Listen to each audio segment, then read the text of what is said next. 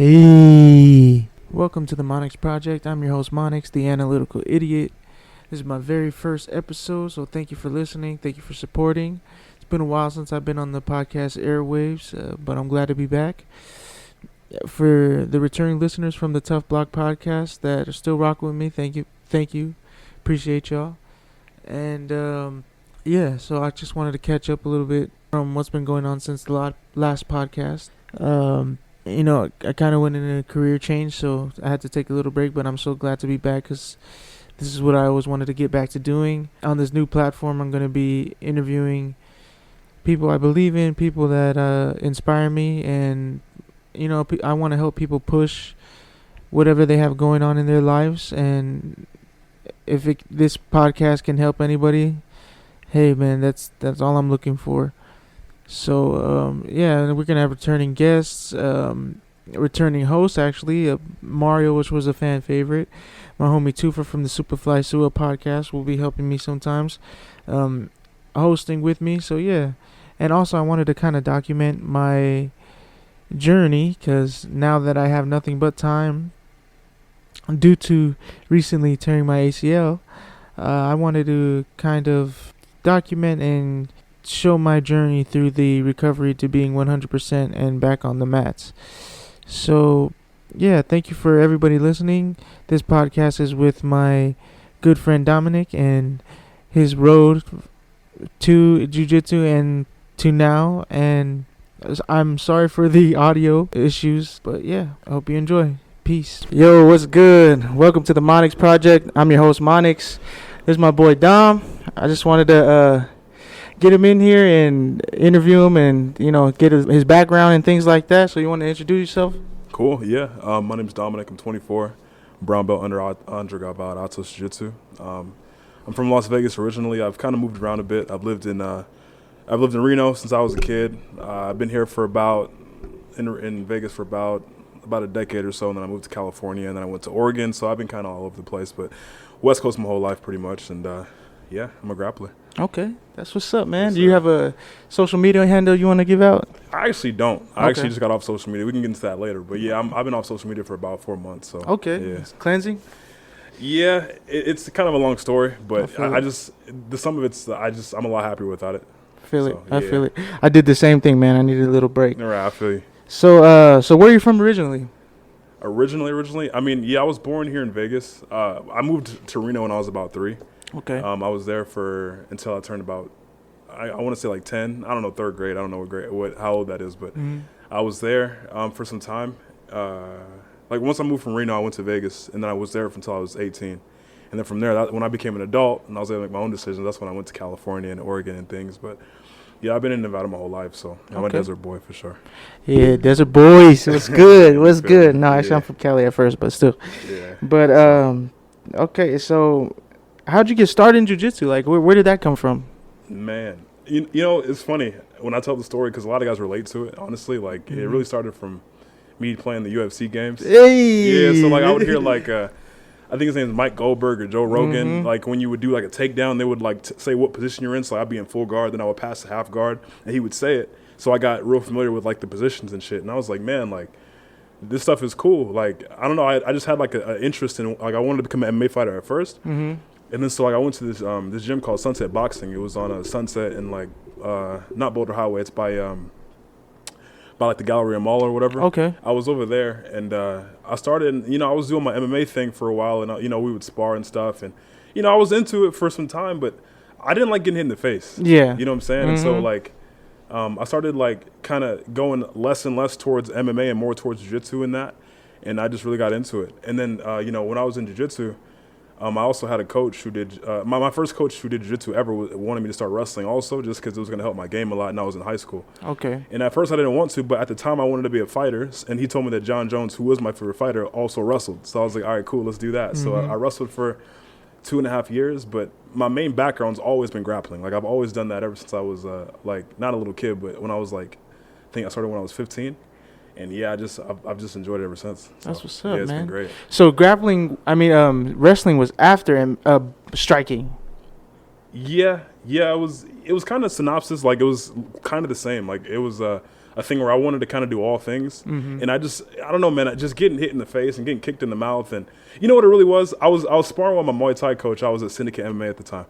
And I threw like we sparring there, we weren't going hard, but the guy I was going with was like a multiple-time world champion, this and that. And I think I maybe hit him a little bit too hard or something like that. But, you're sparring. So it's like you might be touch sparring, but you might hit him a little harder than you're supposed to, right? Right. And I hit him one time, and I could just see it in his face. He was angry about it. And but, we kept going or whatever. And I remember I threw a kick, and he caught it, and he swept me under my feet, and I landed on my neck. Oh. And after that, I was like, yeah, I'm not really feeling this too much. Oh, you know what I'm saying? Because I'm like, if this is sparring with headgear and gloves, imagine what it's like in a real fight. And to be so honest with you, I'm not a fighter by like nature. Like I'm not naturally a big fighter. Like I don't like to throw hands or anything. I like to avoid stuff like that at all costs. And so that kind of solidified the fact that I didn't want to do that. Right. So, yeah, I couldn't do it after that. So, I feel you. Yeah. I feel you, man. It's crazy because you can go with somebody who's literally a fourth of your size, and if you don't know what you're doing, you can get tore up by this person. Yeah. So I love the sport, and the thing is, because other martial arts where you have wrestling and boxing, MMA, Muay Thai, all these different things, you can't spar every day in that sport. But Jiu-Jitsu is the only one where you can grind it too. You see what I'm saying? Yeah. And so it's that within itself just makes it to where it's not monotonous because you're doing something different every time. No two roles are the same. Yeah. Even if you're going with the same guy you've been going with for the past 10 years, no two roles are the exact same. That's so true. And so it's just that combined with the fact that it's real safe. You get hurt obviously, but that's kind of more on the reckless side of things, like the things that happen by chance. But it's just a very safe sport, and it's fun. It is. I enjoy it. It's chess with your body. Basically, just human chess. That's what a lot of people call it. I actually don't agree with that, but I only don't agree with it because I don't really understand what they mean by that. but yeah, the concept makes sense. Right. You know what I'm saying? That's how it is. So how old were you when you decided to make the move to the best gym in the world? I think when I was 16, it kind of solidified it. Yeah, because, I'm the type of guy who's always liked to, if I'm into something, I'm into it. And, I don't see the point in being in something that you don't want to be the best in. But I also don't see the point in doing something only one person's way. So what I mean by this is that, I've been to different gyms and stuff. And, when I first started to learn jiu-jitsu just from my instructors, I would always go back home and look up things online on YouTube, and I wanted to be a competitor. And, I've competed a few times, and I thought that I was the man until I competed, and I got my butt kicked and all that, and I was like, all right, I need to do something different, very different. And so what happened was, I would have these very poor performances, and I just wasn't doing things the right way. I would go with guys who were lower belts than me, but I would get beat up. And this is when I was a blue belt or a higher stripe white belt. It wasn't that big of a difference, but it was a thing where I felt like I knew there was another level in me, or another gear in me, right? And I felt like I had to unlock that. And so, because I had a certain type of style, but I didn't know how to use it. But right. I knew I had an explosive style of I just knew I had something else in me that I wasn't getting out of where I was at. Right. But I've always been the type of guy who wanted to go online and look up different guys doing jiu-jitsu. I would look up people competing and things like that. And this story, man, I was actually I was at home one day, right? And I had just got done training, and there was this guy at my gym. I won't give any names, but he was the man in the gym. He was a brown belt at the time. He was super duper good. He was the number one guy in our academy. He would win all the tournaments and all that, all the local ones. And he was a guy I looked up to, right? And so I was training with him and stuff, and I would ask questions, but a lot of times these guys either wouldn't have time to answer questions because they're answering other questions, or they didn't know the answer to it, right? And so I would go online and look up things like competition matches and tutorials and these kind of things. And I remember seeing a highlight video of the guy who was talking about the brown belt. He was getting beat up by somebody that from Atos. And I looked at the video and I was like, wait a minute, this is recent. And I'm like, that's homeboy. That's the guy that I look up to. And I'm like, he's doing all this crazy stuff to him, just passing his guard left and right and just giving it to him, right? Just giving it to him in a totally different way that I was very unfamiliar with, but I loved what he was doing. Just his style, his passing, the way, how aggressive he was, just the way he did it, the way he competed. And I was like, where does he train at?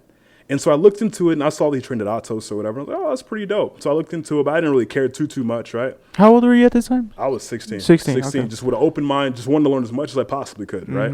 And I wanted to make sure I was getting the right information from where I was at. And then so just kind of sum it up. So what happened was, I remember I was at a tournament. We went to Worlds. Worlds. It's the biggest tournament of the year. We just had it a few weeks ago, and a lot of new champions were crowned and things like that, and it was great. So I went to Worlds, but I wasn't competing. I went with my teammates, and they were all competing, at least most of them. But I just kind of went to watch and spectate. And I saw a lot of cool things. But what I really saw that really caught my eye was two things. The first thing was that my teammates, all of them lost within either the first or second match. In other words, they didn't get too far. Because, Worlds, most stacked brackets. If you're a blue belt, you're going to have 7 fights to win. You got to have 5 fights to get into the quarterfinals. Like, things like this happen at 40 Worlds. people in the bracket. Man, lightweight division for blue belt, you can expect like 120-something people. Like, just absolutely stacked brackets, right?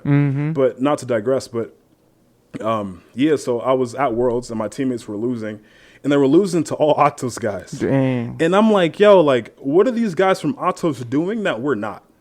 And so as I'm watching the tournament, I'm looking at these guys, and this is me watching without even like I wasn't looking at my teammates. I was just watching the matches in general. But every time I saw somebody win from like the belts that were lower, like blue belts, purple belts, brown belts, etc., I always saw that the guy who was on top was like there were a lot of Atos guys. Dang. And I was like, something about the school is just different.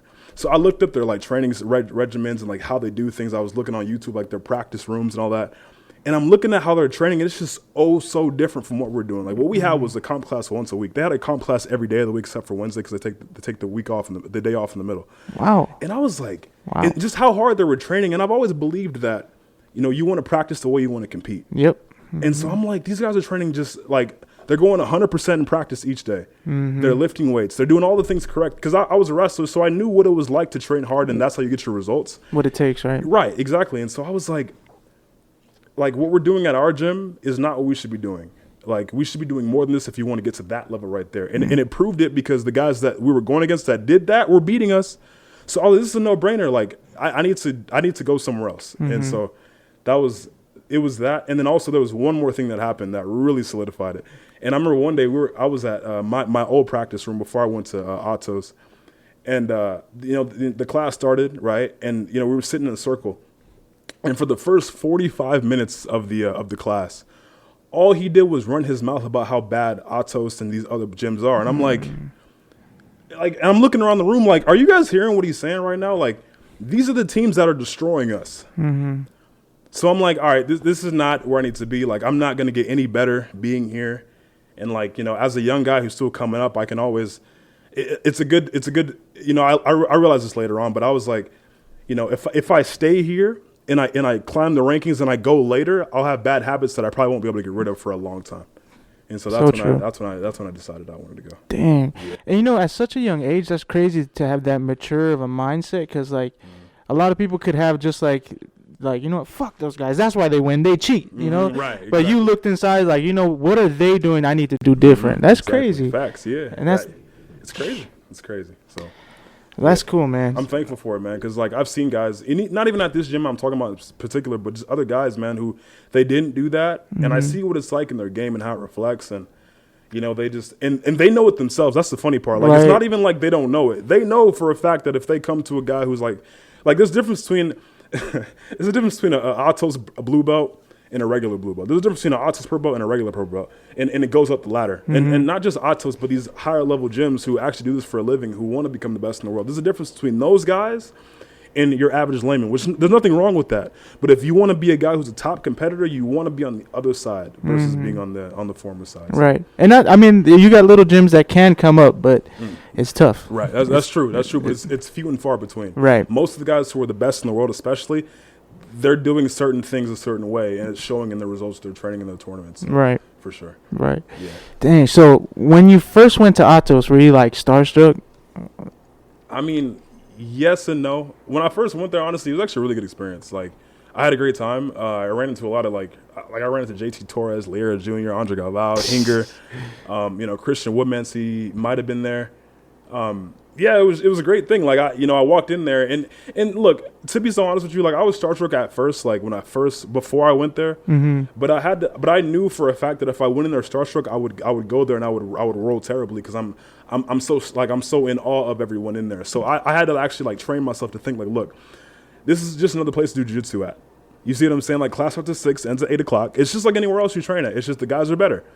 So like I had a great time, but and I was starstruck naturally just because I used to watch these guys on TV. They're the biggest stars out there. Yeah. But at the same time, I had to bring it back down to where it was like it's just another place to train at.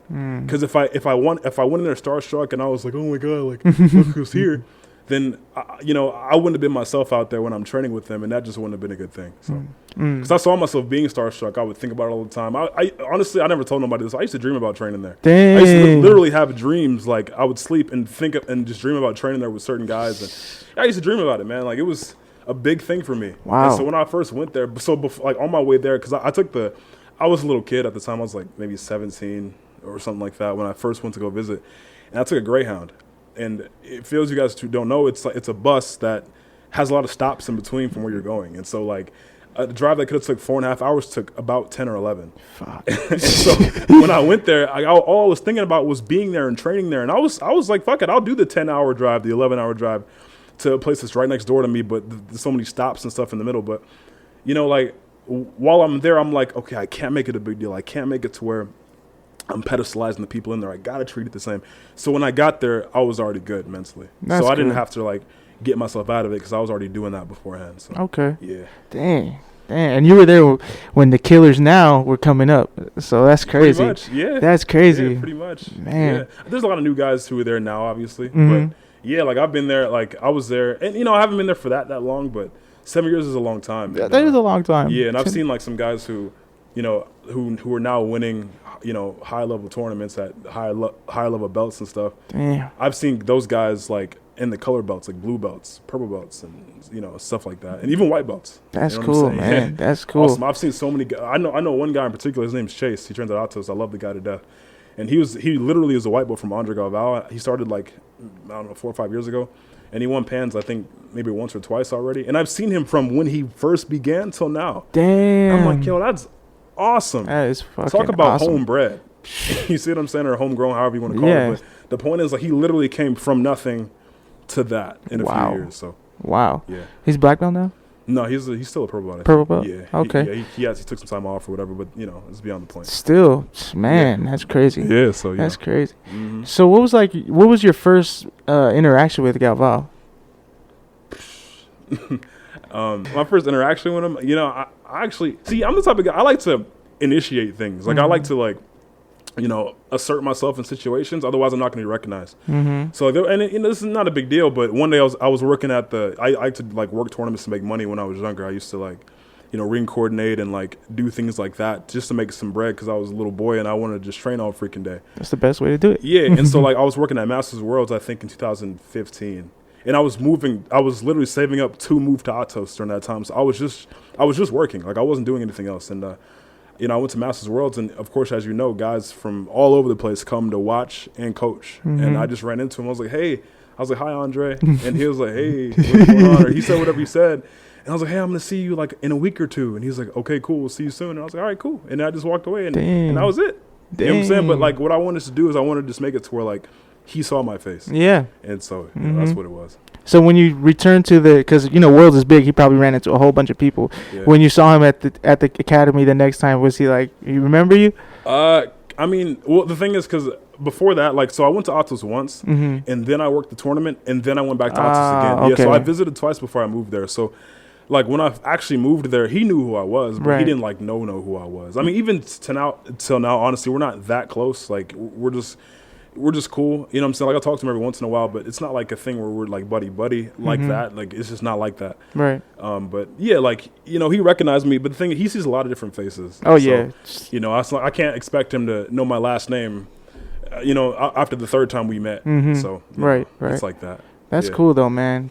Yeah. Just to go out there and be in that room is crazy. Man, I'm telling you. So what made you want to start taking wrestling serious? Wrestling, man. I just loved it. Yeah. I loved it. I remember my first practice because my coach wanted me to like wrestling in high school when I was, I think 16. And he convinced me because my favorite fighter wanted to do it or did it before in college, and he was a JUCO champion or whatever. And at first I was like, nah, man, that's GAY. And, like they were the stupid uniforms. And I'm like, there's no way I'm going to do that. And blah, blah, blah. And then like after his like, and my high school coach kept asking me also because he knew I wanted to be a fighter too. He asked me like, this man literally asked me like 7 or 8 times. And there was one time I was like, fuck it, I'll just go to one practice.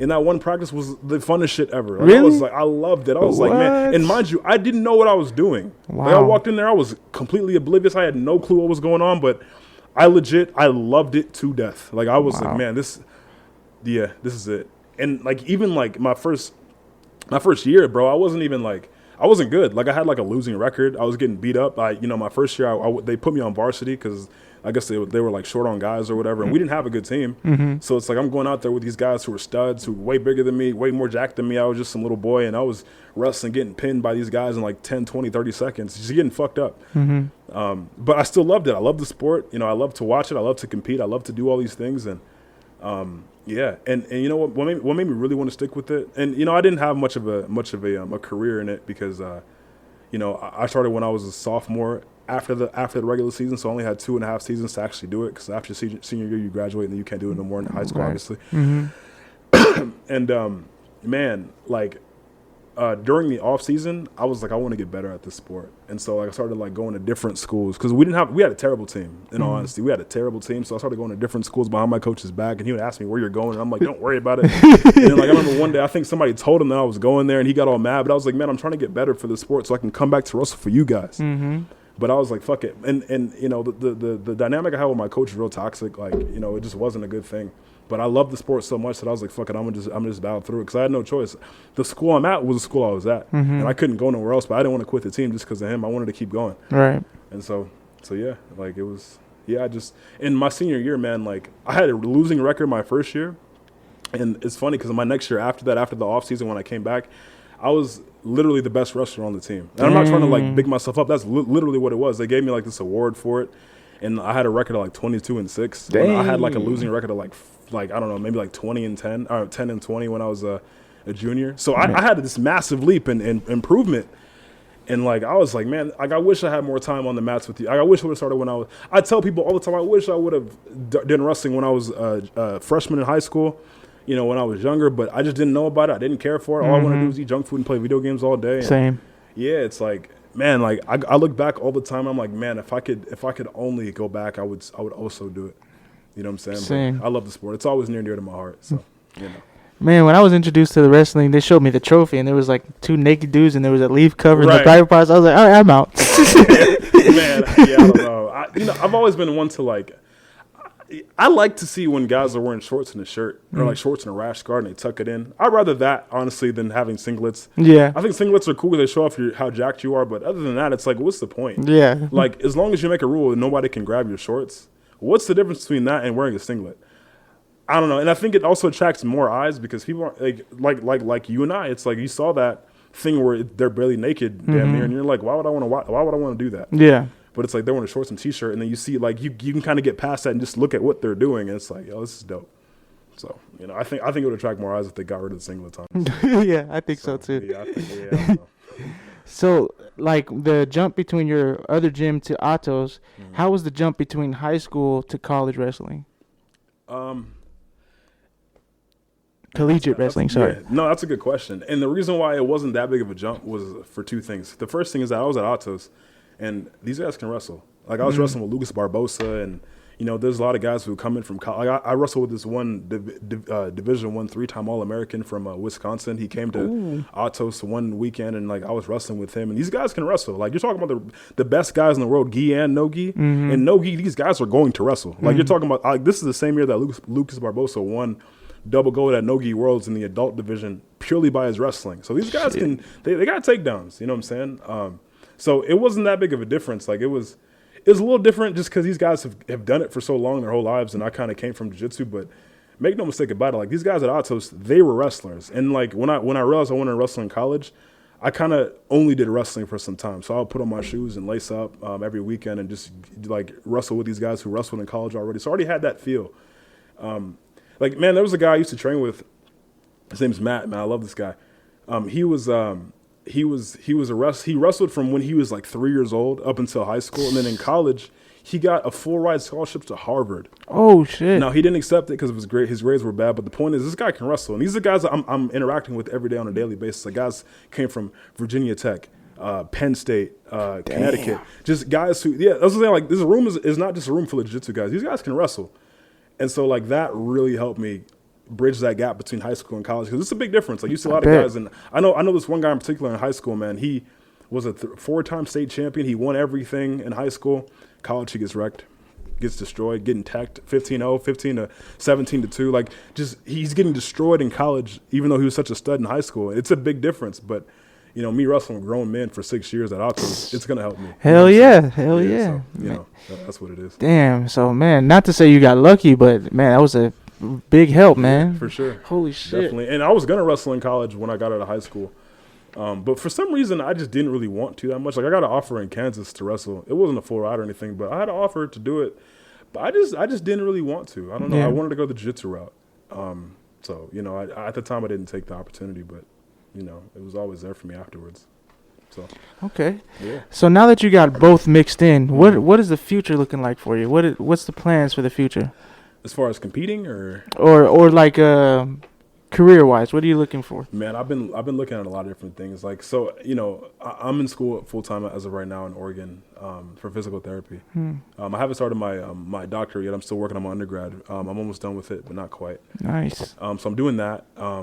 And you know, when I finish school, I want to work with athletes. It doesn't really matter what field it's in. Like some guys are like, oh, I just want to work with jiu-jitsu guys or wrestlers or whatever. But I personally don't care. I just want to work with guys who like to work out and who like to put in work on their bodies, and guys who have goals to become, you know, high achievers in sports.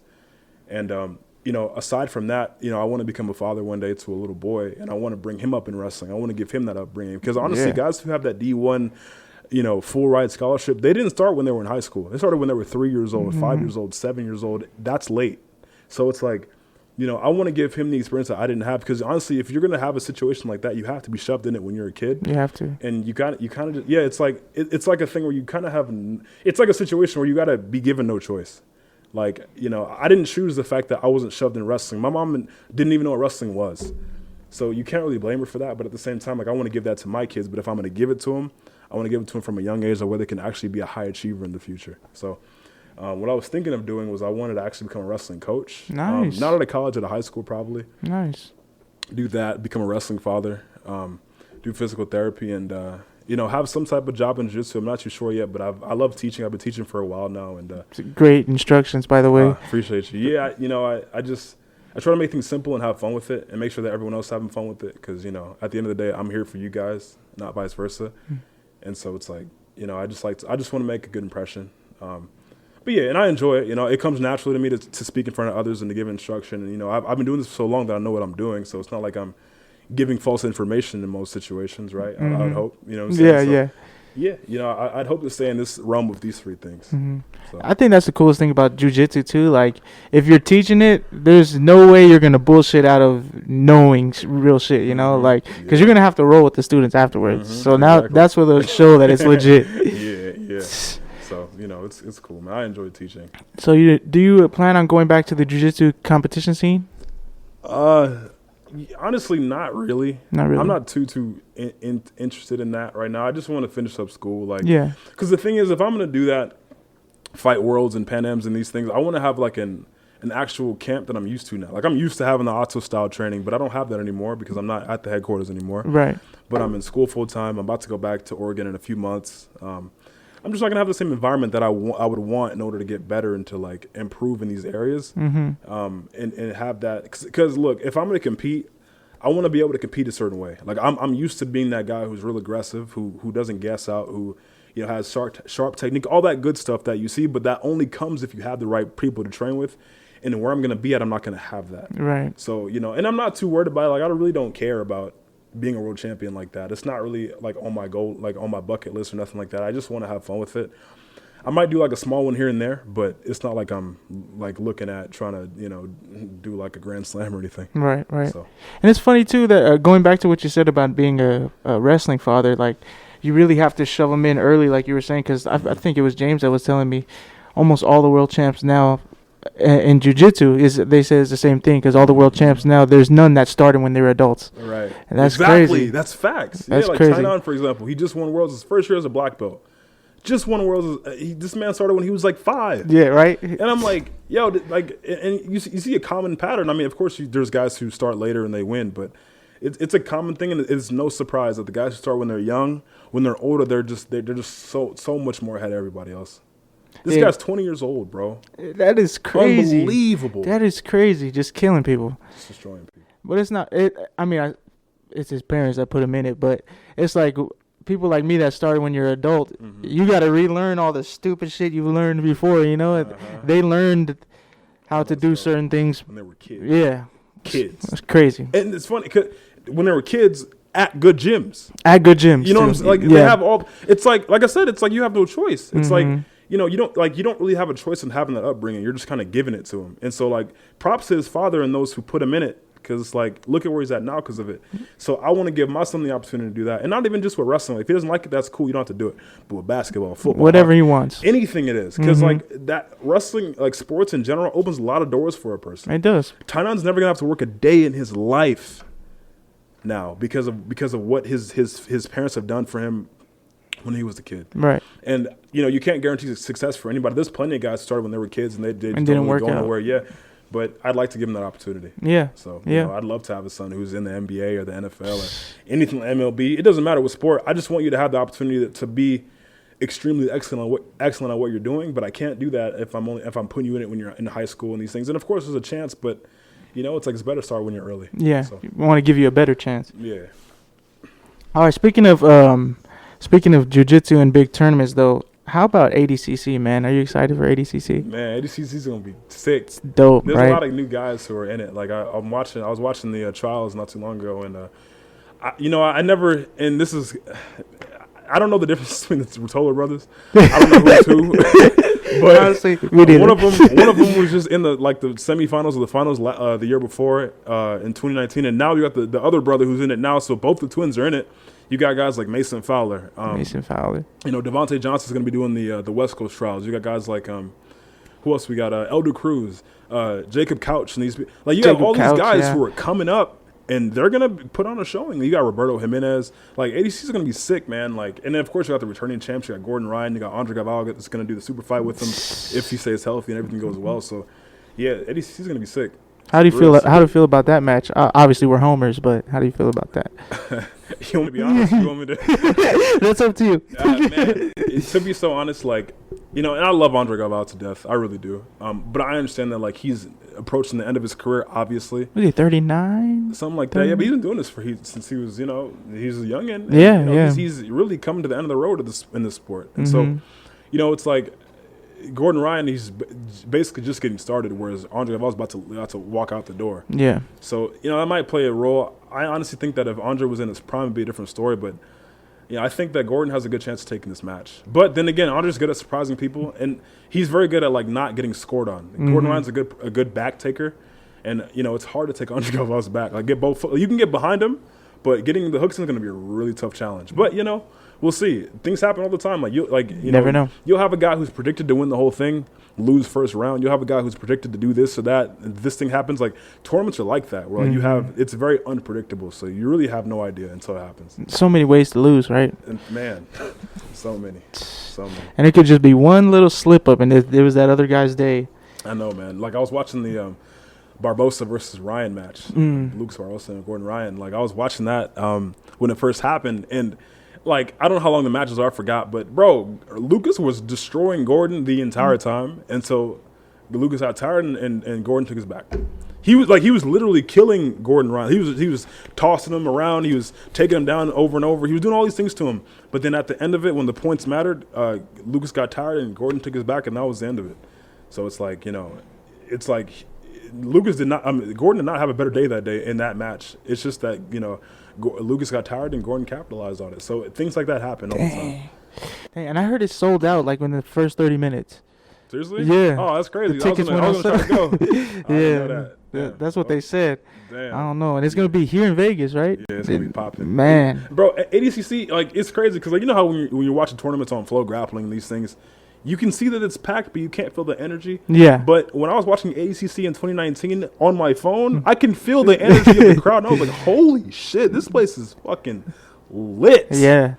So it's gonna be a good one for sure. Yeah, I was actually watching what's his name? Nicky Rod's he has like a little documentary about his matches at ADCC in 2019. Man, you're right. The crowd was crazy, bro. Nuts, bro. And you can expect more of that this time. Mm-hmm. You know what I'm saying? Especially the Gordon Ryan and Andre Galvao match. Anytime someone moves their toe, everyone's going to go crazy. Mm-hmm. You know what I'm saying? Mm-hmm. So it's going to be a good one. It got the little slap got so much publicity too. So, I forgot about that. Man, that's going to be big. That's the only thing I don't want. Please don't put that in the advertisements. They did that, though. They did? Yes. Oh. It was a different advertisement, but it was a Gordon Ryan match with somebody. And they put that as the advertisement. Wow. Yeah, literally, Flow Grappling did that. And I was like, you guys are unbelievable. Is this WWE? Like, what? I was like, you guys really did that shit? Wow. Like, you got to be kidding me. Okay, I don't like that, man. That's pretty low. I was like, man, that's crazy. Wow. Yeah. Well, I'm excited. But I wanted to touch on this other segment we got going on called Headlines. So it's just like headlines that are in the news right now. I wanted to get your thoughts on them. So I'm not sure if you're into superheroes, but man, Spider-Man No Way Home is the first movie to hit $1 billion since 2019. Man, the pandemic has fucked up the movie industry. So that's pretty crazy. That's crazy. I have a friend who he literally the movie came out a week ago or something. I had a friend who went and go watch it twice within the week, and I'm like, damn, bro, this movie that good? I almost did it. You did? Almost. Damn, for real? I did it once. That's crazy. I didn't watch it. I didn't really know about it too much, but yeah, people are flipping out over that movie. So it's crazy. Yeah, it's crazy. No spoilers yet. There's spoiler episodes coming soon. All right, so now we're about to jump into a segment called Not So Rapid Fire Questions. Mm-hmm. So this segment, I'm just going to throw some questions out at you, and you answer them as best as you can and as quick as you can. Cool, let's do it. All right, so the first one is, what was your first job? Cafeteria work at high school. Nice. Yeah. What was your dream job growing up? Firefighter or just a firefighter. Firefighter. Yeah. Nice. You have any hidden talents nobody knows about? I mean, everyone has a talent. They can sing in the shower. Everybody can do that when the weekend's covering your voice. But I'm really good at saying things backwards. So, like for example, if I say black cat, I can say clack bat. Oh dang! You see what I'm saying? Like if I say that's not easy. If I say microphone, I can say ficramone. Holy I can easily flip words backwards the first two letters, and I get that from just being in high school and just being a dummy. Ability for a while now, and it's never left me. So. Hey, real quick, actually, my guy was a rapper, so do you think that comes from rapping too? Able to think on the fly with the words? Nah, because I wasn't good at freestyling. Okay. I don't know, it might have. I really don't know, honestly. But yeah, but like I used to like practice that. Like I thought that was like a gift for me. Dang. So I would like practice at home, and when nobody was around, I used to like flip words around, and I used to legit read books and flip them around in my head, and like even like when I wasn't around, I'd say it out loud. Like people weren't around, I'd say it out loud. Dang. Like, I'd read a book and say every two words backwards. Dang. And the skills never left me. Yeah. So, wow. Yeah, it's crazy. Wow. Yeah, man. So. Talk about thinking outside the box. Type shit. Yeah. I know. Yeah, this is wild. Did you have a favorite superhero growing up? Did I? I don't want to say Batman. It was no. It was the Ninja Turtles. Ninja Turtles, yeah, nice. The one I liked the most was the one with the red band. I forgot his name. Raphael. Raphael, yeah, I liked him the most. Him and then the dude with the staff, Donatello. Oh yeah, Donatello. Yeah, that dude. Yeah, those two. Mine was Mikey. Mikey? Yeah, I like goofball. Yeah, exactly. He was cool, but he was just childish, man. Yeah. So. All right. If you were able to choose a superpower, what would that be? Man, if I was a kid, I would have told you to be invisible. And like this is when I was younger, but I used to have this mentality where like if I was a little boy, I'm sorry, not a little boy. If I was invisible, I'd be able to like sneak in girls' houses and look at them naked. That's when I was a kid, though. Like that's not, you know what I'm saying? But probably the ability to fly. Flying sounds so fun. Like I could imagine going to pick a girl up and then like. She's like, "Where's your car at?" And you just grab her and you just take her. You literally picking her up. Yeah, like legit, like get on my back or like you just grab her by the waist or by the whatever, and you just start flying. That's cool to me. Imagine saving the gas too. Yeah, that's what I'm saying, man. And just being able to like, bro, like I'm so jealous of birds sometimes when they just fly, and I'm just like, man, like that's just cool. Hell bro. Yeah, all the places you decide to be, you shit on my car. Type shit, yeah, bro. Like, yeah, flying would probably be the one. Actually, I would fly and shit on the birds. Type shit. Payback, bitch. No, all right. You have a quick embarrassing story you'd like to share? Quick embarrassing. I mean, when I was in think elementary school. You know, I was afraid to ask the teacher to go to the bathroom. She was like one of those teachers who were mean about it. Like, you can't go to the bathroom. Why? And are you just asking me so you can skip class? So there was one day where we went to we went from class to like this little room where we did like music and shit. Mm-hmm. We were sitting in a circle and we were playing the telephone game where you like whisper in somebody's ear one statement and you see how it goes when it comes all the way back around and when everyone's in a circle. And like I remember just sitting there and I had to pee real bad. Like I was in crisscross applesauce and I was like rocking back and forth doing the pee dance. And I was like, I'm just gonna hold it because I don't want her to get mad at me. So I held it, and then we finally got up, or everyone's finally getting up, but I already started peeing myself. And it got to the point where I had no more pee in me left. So what happened was I was sitting there with my head down and my pants were full of pee. And like everyone left the room and the teacher came back and was like, Dominick, come on, let's go. And I looked at her and I had tears in my eyes. Oh, I looked man. back down. She's like, what's wrong? And I stood up and I had piss dripping down my leg. And, you know, so of course, you know, so they went back to class and I had to go to the nurse's office to get like, you know, some new pants or whatever.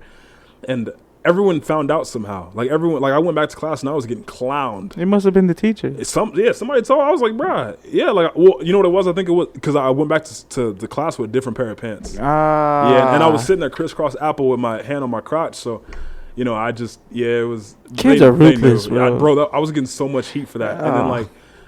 Yeah, it was bad. And then like even like because I wore shorts, and like every time I wore shorts, like I would like get water dripping on my legs and shit. And I used to be an ashy boy with no lotion. Mm-hmm. So like when there would be like a watermark because of the ash, you can see the watermark. People would be like, "Oh, did you pee yourself again?" And I'm like, "Yeah." It carried me for a while, bro. I had piss in my socks that day. It was really bad. Damn. Like, yeah, I was embarrassed, bro. Damn. And kids are so ruthless, bro. They didn't give a fuck. Oh like, man, it was bad. It was bad. Whew. All right, do you have a favorite quote you live by? A favorite quote? Man, I have a lot of quotes. One of the quotes that really sticks out to me, you know, is it goes, and I don't know who said it, but it goes, you know, how does it go? How do I start this? Never let a day go by without improving yourself, and have a good feeling about where you are now and where you're going in the future. That one, I love it to death. I like that. Yeah, and you know, like another quote, because in life there's a lot of temptations and things that, you know, you have the urge and the ability to do, but you know it's not good for you in the long run and sometimes in the short run. And so like when things come to me that are like that I know I shouldn't do, but I want to do them impulsively, but I know I shouldn't do it. I always think to myself like, look, the pleasure of doing this one thing here, it leaves you, in the effect of it stays with you. And usually what happens is that the discomfort of not doing that thing leaves you, and the reward remains with you. So for example, if you're a person who, okay, this is a concrete example, right? Let's say you're a guy who what's going around that people don't talk about, it's kind of an elephant in the room, is porn addiction, right? Mm-hmm. And so like a lot of addicts, they have this thing where they go through urges and they like have like this extremely strong desire to watch porn. And it's like, well, you can apply that to that perfectly. It's like, look, the pleasure of watching porn will leave you, but the effect of it will stay with you. And the discomfort of not watching it's going to leave you, and the reward's going to stay with you when you become clean. And so like that, man, I love strong. That quote to fucking death. Yeah, I apply that to a lot of different things. Like even like if I'm about to eat junk food, I know I shouldn't, I apply that. It's like, well, look, the reward of it, of not doing it and doing what you should be doing is gonna stay with you. It's gonna last. It's gonna be a lot longer of a lasting thing. And the pleasure of it, you eat it and it's gone. But now the effect of whatever you just ate stays with you for some time. So it's a powerful quote for me. Man, I'm stealing that. Yeah, it's hard. Yeah, I'm stealing that. Mm-hmm. So you have a favorite movie? Favorite movie? Man, I watched two movies back to back growing up, and that was the Shrek movie, the first one, and the Spongebob Squarepants movie. Nice. I legit watched the Spongebob Squarepants movie like probably like over 30 times. Damn. Yes, like legit. I used to watch that movie like it was a fucking show. Damn. Like I used to watch that shit all the time. That shit was dope though. Yeah, that shit was dope. Yeah, man. Hell yeah. Yeah, So if you had a chance, a director came up to you and said, "We want to reboot this movie, and we want to have you in this movie and reboot it, and you get to play anybody you want." What movie would you reboot, and you're the star? Man.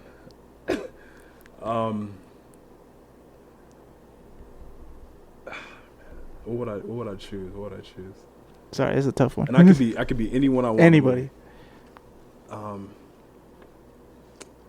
If I was a kid, probably Home Alone. Nice. That one sounds Hell funny. yeah. That sounds funny shit. Hell yeah. As an adult, it would probably be. There's a movie I just watched not too long ago. I forgot what it's called, man. Fuck. But it's basically about like a guy who, he's like this master locksmith, and he can hack into any lock. So this motherfucker can like rob banks and shit, and like just get into the vault, hear the clicks, and just open it up like with no problem. Shit. And so like if I could be, he's a badass in the movie. He's really dope. Yeah, I think that'd probably be it. Damn. Yeah. Okay. I think I heard of that movie though, but it's slipping my. It's called something. I forgot. It's called like it's called Army of Thieves. Army of Thieves. I'm pretty sure it's called Army of Thieves. That sounds right. I think, but I can't. You know what I'm saying? If the listeners know what we're talking about, please comment. All right, Ed, so I love impressions, man. Growing up, I always used to impersonate people. Do you have any good impersonations? Oh, fuck. Do I? I don't think I do. That's all right. I really don't. That's okay. That's okay. And the last one is, what's your favorite submission? Favorite submission? Or go-to. Let's do both. Favorite and go-to. My go-to, definitely arm bars. Arm bar. 100%. My favorite is a bow and arrow or a cross collar from the back. Nice. Yeah, 100%. Like it's so satisfying hitting like an arm bar. I love arm bars to fucking death. Especially like you're on top, you extend the arm and you can just see it. You're like he's gonna tap. It's just this perfect synopsis. But that and then chokes from the back are just so satisfying. Nice, yeah, nice. That's pretty much it. Yeah. I like that. So that's gonna wrap up not so rapid fire questions. We got one last segment before we leave. I call it threes. So it's like so for our future episodes, it's gonna be like your Mount Rushmore or top three in any specific subject. For this one, we're gonna do New Year's resolutions. Do you have any top three New Year's resolutions? You know, I don't really do resolutions like that. Mm-hmm. I think that, in my opinion, you know, December 31st is no different than January 1st. I don't look at it too different. What happens with resolutions, and we've all experienced this, where guys will have these resolutions, and sometimes they work out, but most times they don't. Yeah. And guys will have these plans and things, they'll last for a week, and they'll go back to how they were before. Yeah, anyways. January 10th, out the gym. You know what I'm saying? So it's like, I really don't, because I used to be that guy. I used to like have resolutions and stuff like that, and like, you know, my thing is this. What I believe is that when it comes to change, you don't wait for a certain time to change. You wait for when it's time to change. So what I mean is that, like, let's say, for example, you're 400 pounds. I'm not gonna wait till January 1st to start the journey. Right. I'm gonna wait till I genuinely am ready to change and to make this commitment, because the time within itself doesn't matter. Mm-hmm. December 31st and January 1st makes no difference. Like, there's no difference in those 2 days except for what's gonna happen that day and what happens the day before that. But as far as like me personally, maybe I want to start something new on January 1st, but it's not the fact that it's January 1st. It's the fact that I want to do it and I'm ready to do it. So like the fact that it's a time doesn't, I don't care about the time. Like it's what am I ready to do, and am I actually going to commit to it? So I don't really go with resolutions. I mean, yeah, it's just not my thing. Respect. I have to say, for me, I respect that. Yeah, because doing a resolution, it can get lost. Things I want to work on, I could say, is I want to be more present in every situation I can possible, because I feel like sometimes I'm checked out, you know. I agree with that one. Yeah, honestly, it's weird, man, because like I've been thinking about this the other day. My life is kind of a blur. Yeah. Like even the girl I've been dealing with for like, it's been about almost 2 years now. Like maybe in a few months or whatever, it'll be 2 years. And I don't even remember most of the time we spent together. It's like going through the motions. Yeah, like I'm like, yo, what have we been doing this whole time? You know what I'm saying? So I can relate to that. Yeah.